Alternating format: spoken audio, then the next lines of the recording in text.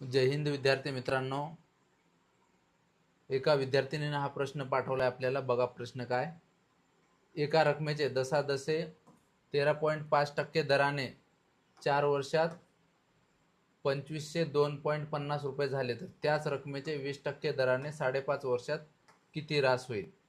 आता ही जी आहे ही पण आपल्याला 4 वर्षाची रास दिलेली आहे 13.5% दराने. बघा आपण सोडवू प्रश्न. हा सरळ व्याज बरोबर मुदत दर भागिले 100. आता आपल्याला इकडं काय दिली, रास दिलेली आहे. मग रास दिलेली आहे तर आपल्याला काय करायचं, इथं सरळ व्याजाची गरज आहे आपल्याला. सरळ व्याज बरोबर रास वजा मुद्दल. मग या ठिकाणी आपल्याला काय करायचं आहे, राशीमधून मुद्दल वजा केलं म्हणजे सरळ व्याज येणार आहे. म्हणून आपण काय करू, इथं दी रास दिलेली आहे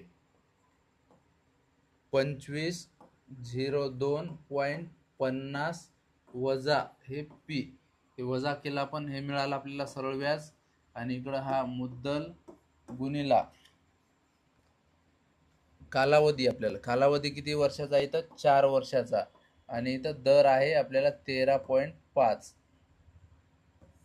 भागिले 100.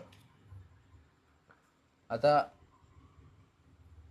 हा 100 इकडं गुणाकारात येईल. इकडं हा 100 गुणिले 2502.50 वजा पी बरोबर हा पी गुणिले 4. हे 13.5% आहेत. याला आपण असं लिहू शकतो 13/1/2. मग याला आपण अपूर्णांकात असं लिहिता येईल एवढे टक्के. म्हणून आपण इथं काय लिहिलं, 27/2%. बे 1 बे, बे 2 4, आणि इकडं होतील हे 27 2 56 54. 27 2 54 होतील 54 पी. इकडे यांचा गुणाकार करून घ्या. इथं हा 2 स्थळ आहे, तिथं 100 न गुणल्याच्या नंतर इथले दशांश निघून जाणार आहे. हा दशांश आपला इथून निघून जाणार आहे.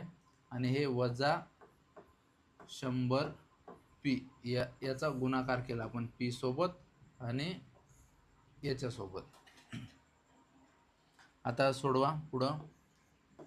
2502.50 बरोबर हे अधिक होऊन जातील. हे इकडं होणार 154 पी. 2502.50 भागिले 154 बरोबर पी. यांचा भागाकार हा 1625 पी हा एवढा येणार आहे. म्हणजे हा काय झाला आपल्या इथं, हे मुद्दल झालं आपल्याला. मुद्दल मिळाली ती रक्कम कोणती. आता काय करायचं, याच्यावरून आपल्याला पुढं ही त्याच रकमेची ती रक्कम मिळाली आपल्याला 20% दराने 5.5 वर्षाची रास काढायची आपल्याला. आता हा सरळ व्याज बरोबर मुद्दल, हा मुदत दर भागिले 100. मुद्दल मिळालेला आहे आपल्याला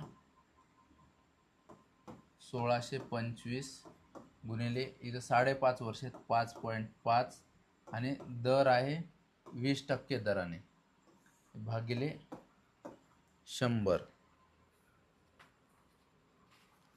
आता हा दशांश आहे, दशांश स्थळ आपण सारखं केलं. हा 0 गेला, हा 0 गेला. 5 2 10, 5 0 0, 5 1 5, 5 1 5, 5 चौक 20, 5 3 15, 5 2 10, आणि 5 5 25.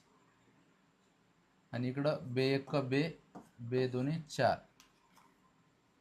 इकडं काय राहिलं शिल्लक बघा, 325 गुणिले 11 छेदामध्ये 2. 2 भाग द्या इकडं, बे एक बे, आणि इथं होईल 5.5.